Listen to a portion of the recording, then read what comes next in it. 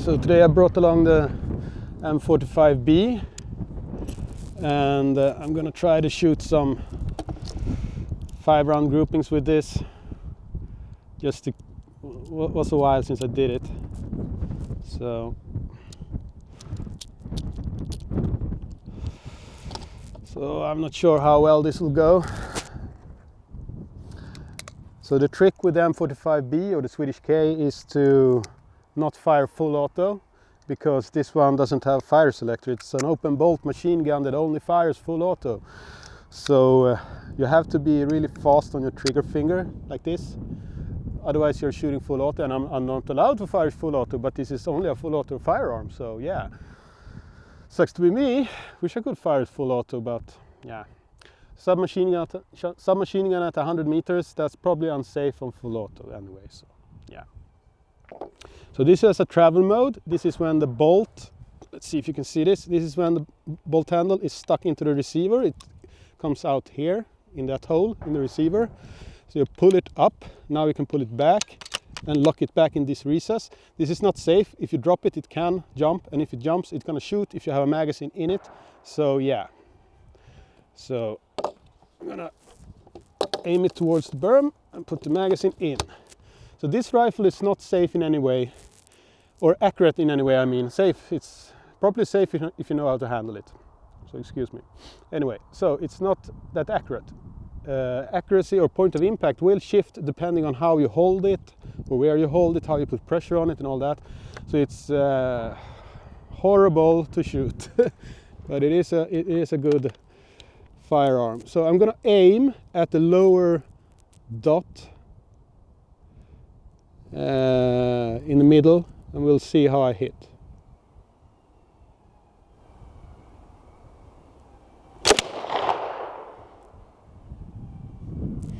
Since the bolt is flying forward, it almost feels like you shoot 2 shots, but it's only one.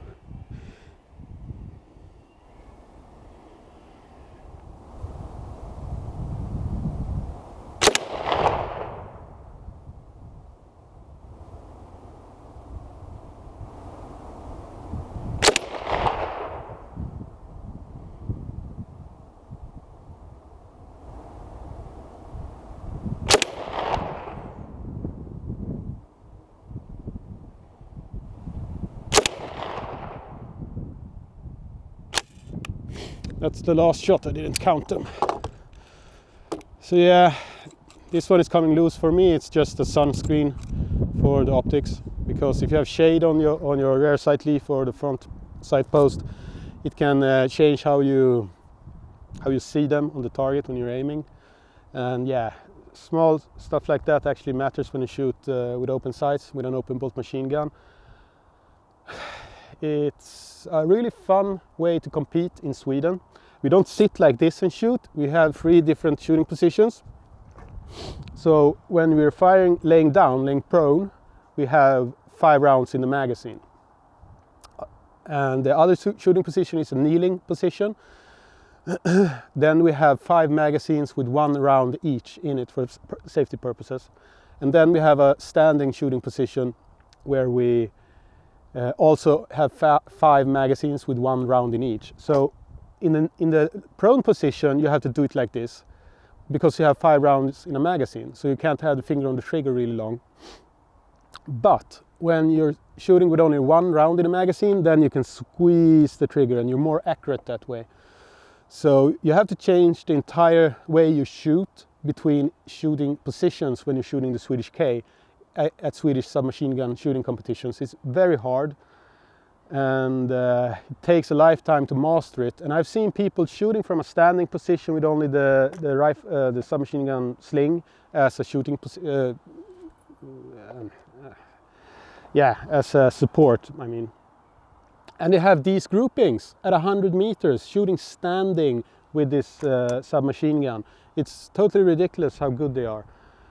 So I'm nowhere near that good. I do this mainly because I see it as a Swedish tradition and a way to support a forgotten part of our Swedish heritage and culture, where everyone had a submachine gun or assault rifle, a full auto one at home, ready to protect your country.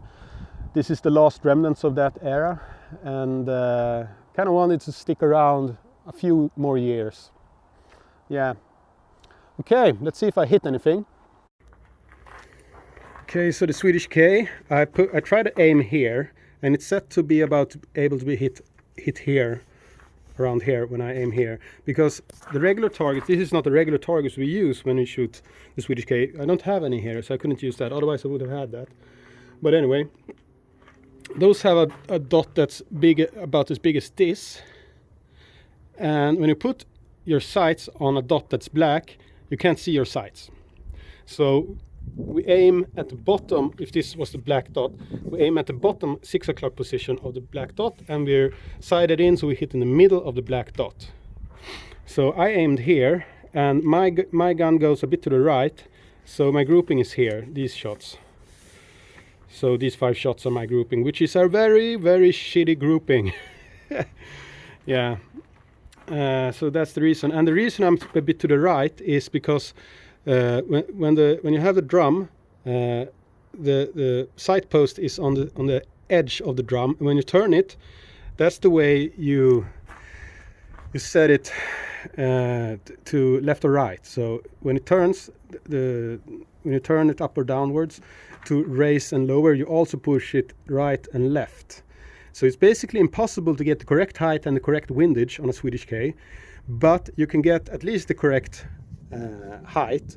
And so I should really have been aiming here, just to the left of this piece of paper, and then this grouping would have been here, which would have been correct. So I'm going to blame my shitty grouping mostly on not having the proper target.